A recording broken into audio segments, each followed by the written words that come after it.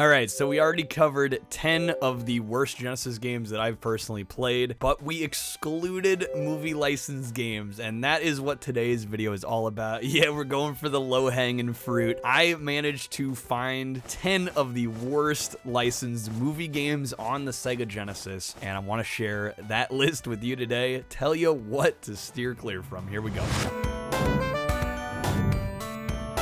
Like usual, we're just going to go in alphabetical order here, and that means we are starting with the infamous Back to the Future Part 3. This game is probably well known by a lot of us for being that game where Doc Brown is on horseback and nobody ever sees what happens. Yes, it is actually quite difficult. Now, I do want to say that I think it's maybe a little exaggerated just how hard this first sequence actually is. Don't get me wrong, it definitely is difficult, but there's this assumption that you basically have to memorize the whole level, which I want to say isn't entirely true. There were plenty of moments playing this where I was able to use reaction time and just dodge things without having to memorize all the specific spots and locations for these obstacles. Yes, is it hard? Absolutely. Should they have made that the first minigame? Probably not, because it locked people out from everything else in this game. It's a minigame compilation. There's like 3 other minigames that most people haven't even seen. The other ones actually are hit or miss for sure as well. The second minigame is like a shooting gallery style game. And that one's fine. I was able to get through that one all right, but the only thing I will say is that the controls for up and down aiming are inverted, and it starts you at the lowest aiming. So I didn't think you could aim up. I just figured it was like almost like Doom. You couldn't aim up or down. Turns out you got to press down to go up. So that took me a little bit to figure out. Once I got that, we were golden there. The minigame after that is probably my least favorite by a mile. It's terrible. It is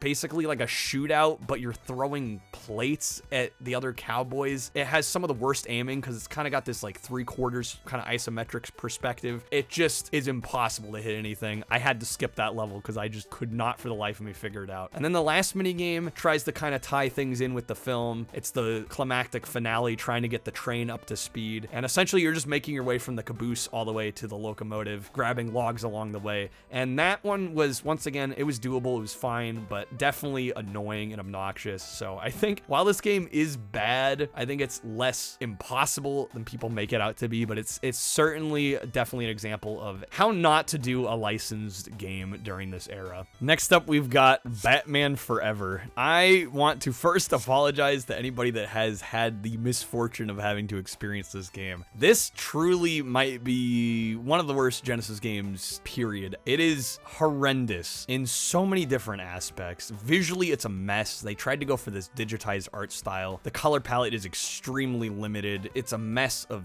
dark, muddy grays, browns, blacks, very uninspired visuals. And not only that, but the gameplay is super obtuse. It is known for being very confusing in its level design. The controls are a whole other can of worms. They almost tried to incorporate almost fighting style control mechanics here. Having to grapple in this game is like a multiple button press combination. Most people get stuck in the first couple stages because they don't realize they have to grapple up to a higher floor to continue. It's just absolutely a mess all around, and this is one of those that deserves the reputation it has. One of the worst movie games to ever come out. So you guys remember Cutthroat Island? No? It's one of the worst box office bombs of all time. Surely that can't mean disaster for the video game adaptation that was going to come out, right? Yeah, this game is pretty rough. Now, you'll probably notice this one again is one that honestly looks visually pretty nice. And you start out and essentially it's just like a sword fighting kind of side-scrolling action game. The combat's fine. It's definitely not anything to write home about, but it's serviceable. It works. And really the reason I'm putting this game on the list is because of the horrendous minecart sequences in this game. For those that think Back to the Future is impossibly hard, that game does move quick. This game looks slow. You're gonna look at these minecart sequences and go like, come on, this looks elementary. But I am telling you, the lack of control speed on being able to shift between the foreground and the background makes this impossible. This is one where you actually do have to memorize where every obstacle is. Otherwise, you are not getting anywhere. Just factually speaking, speaking.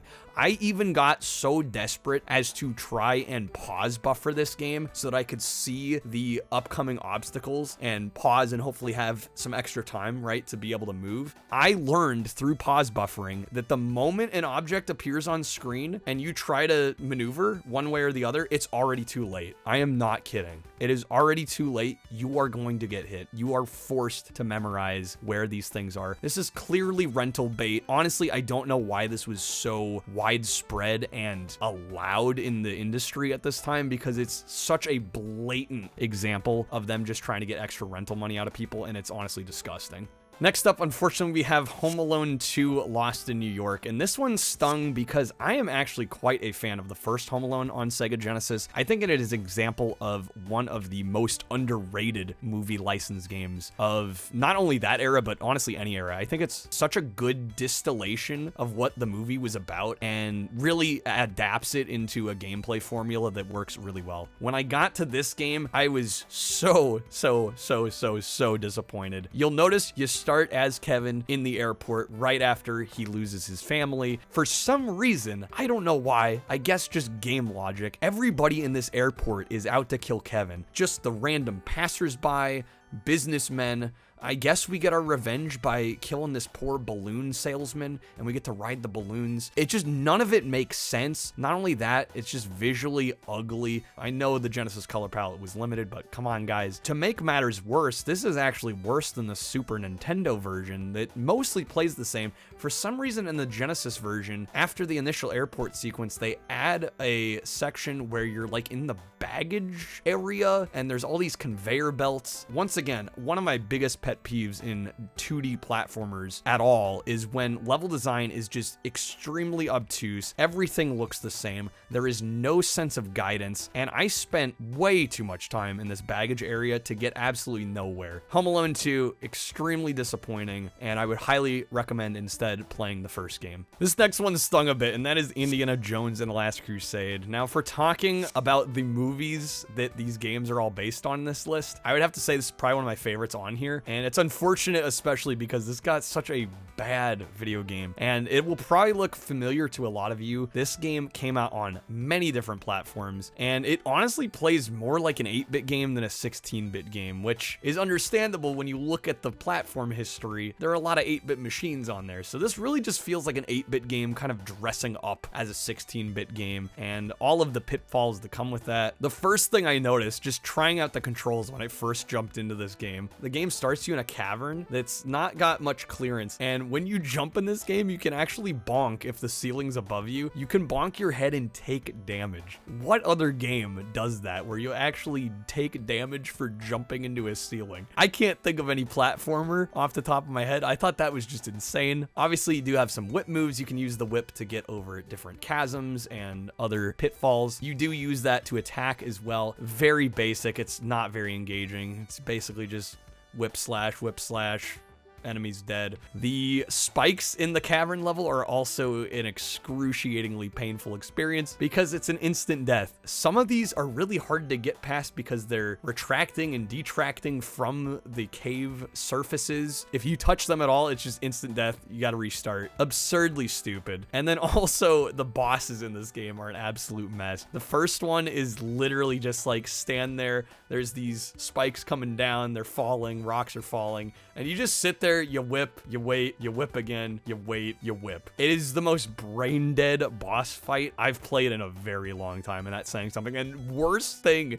is I killed him first try, and then there's this rock fall that happens at the end of the level for no reason, and you have to avoid that, and then that's it. It's just literally a beginner's trap set there to hopefully get you to die and rent the game a couple more times. Once again, we're back to that rental bait. The last thing I gotta mention is the fact that these early levels are supposed to be young Indiana Jones if you watch the movie, and they just have like the full-on adult Harrison Ford sprite. They didn't even bother to change it. All around, very lazy game and extremely disappointing because the movie is so fantastic. Now this one's interesting because I feel like Last Action Hero has kind of gotten a reevaluation, the movie, over the years. I feel like when it released, you know, it wasn't very much of a commercial success. The critics were kind of lukewarm on it, and I feel like as years have gone by, more people have kind of warmed up to the film in general, which is sad because John McTiernan directed, Mr. Die Hard himself. You know, that magic could not translate to the video game here. This is a really abysmal 2D beat 'em up. It might be one of the worst I've played, and that's saying a lot because there's a lot of mediocre beat 'em ups out there in the video game history realm. This one, it's very simple. You got a punch, you got a kick, you got a jump button. That's it. There's no way to do combos or different moves, really. You end up having to face these enemies. At least 2 or 3 at a time are usually coming at you at any one point. And then also on top of that, you have miscellaneous gunfire showering the screen. And I just don't know how they expect you to get through this. I was luckily able to get through a couple levels of this game, which shocked me because it is just so unfair and there's really no strategy to the game. You kind of just have to get lucky and manage to take hopefully too few hits so that you actually are able to get through it. Just very brain dead, very basic, phoned in like absolutely mad.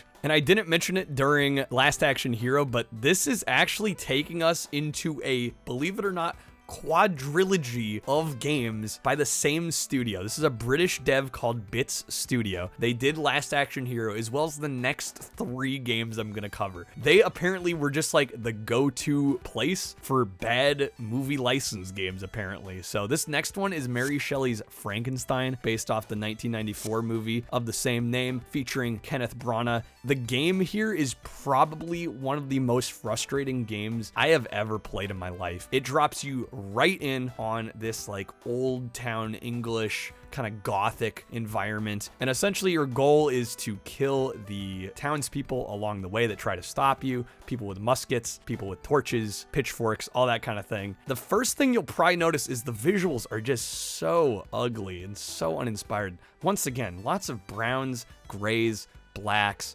very limited use of the Genesis color palette, which was already limited, but it's like they decided to limit it even more. It's just very ugly looking. I will say the animations do look kind of fluid and kind of smooth in certain situations, but the problem is that a lot of these animations are almost too detailed for their own good. You'll notice with the player character, you know, when you go to swing, when you go to jump, there's like these animations that play before they actually take effect, and it makes interacting with the game so frustrating because your button prompts aren't doing anything immediately, right? There's all this wind up time that just kills the fluidity of the game. The other thing that drives me absolutely nuts about this game and other Bit Studios games is the fact that it just feels like the devs, when they went to make the map design, and it's like they drew like a vertical zigzag that just went left to right, because that's how these games tend to play. And there are these levers and switches you can activate to get platforms moving up and down, and you'll end up scaling a building just to like drop over a wall and then drop down and then go back up again. You're just snaking the whole way through these levels. While it does make it, you know, somewhat easier to kind of traverse, there's still very little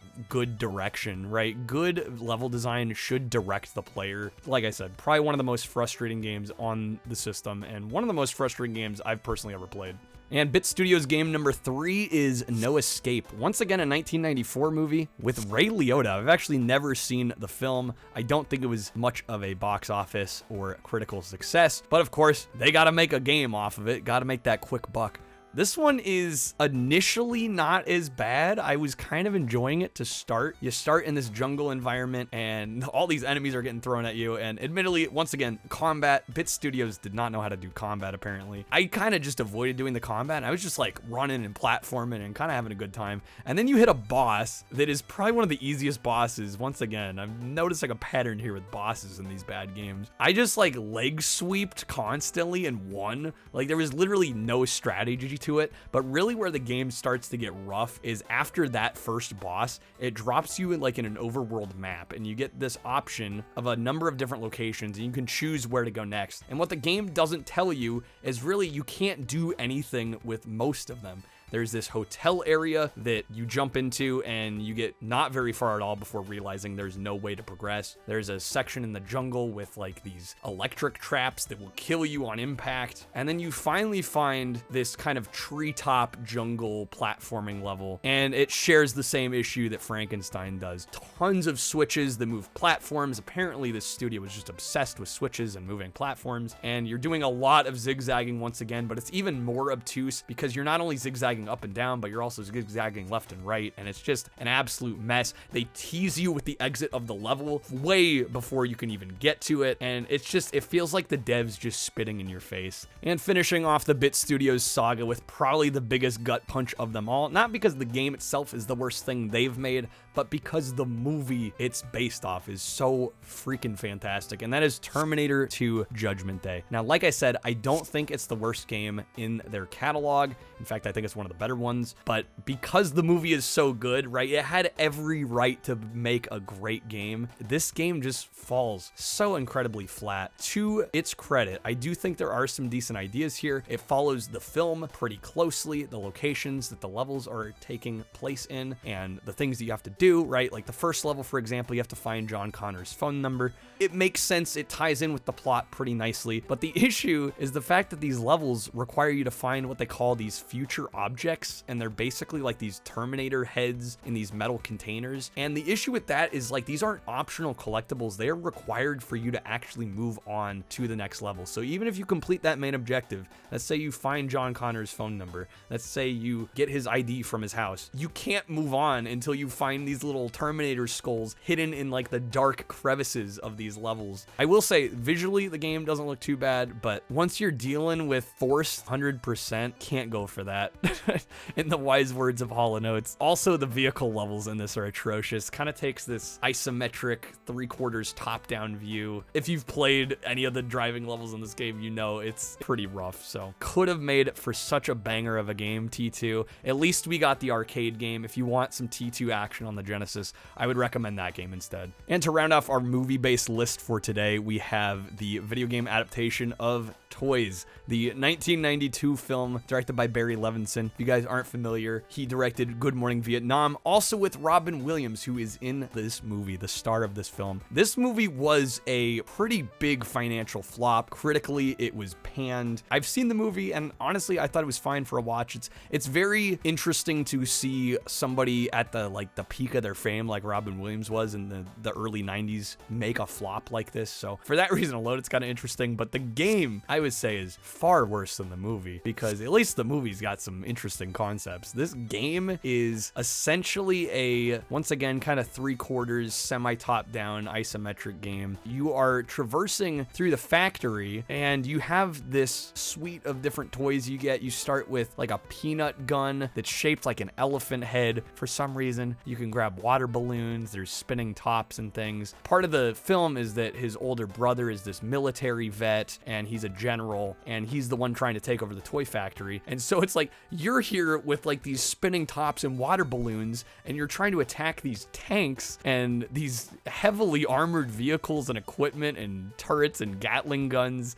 And it's just like, who wants to be the Robin Williams character in this movie? He's useless. For that reason alone, this is probably the game I played the least out of all the games on this list, just because I literally couldn't do anything. Like, it felt like you were actually useless. Maybe that was some meta commentary on kind of some of the themes of the film, but I mean, come on, let's make the game fun, for Christ's sake. So this is one of the worst Genesis games I've played, and honestly, fitting end to this list. So guys, that'll do it for today's list. Thank you so much for watching this video. It was really fun to go through these. I've been digging into the Genesis library a lot over on my Twitch channel, so if you guys want to check out my kind of initial impressions live on a lot of these games, or request games, you can absolutely do so over there. We're doing quite a bit of Genesis deep diving lately. I also do want to cover some of the better movie license games on the system. I've already found a few, and I'm still working on that list. I think that'll be also a very helpful list for people. But yeah, let me know down below. Did I miss anything? Should I be looking out for any games that maybe would fit on that next list? Let me know. Thank you guys for watching. Take care, and see you all next time.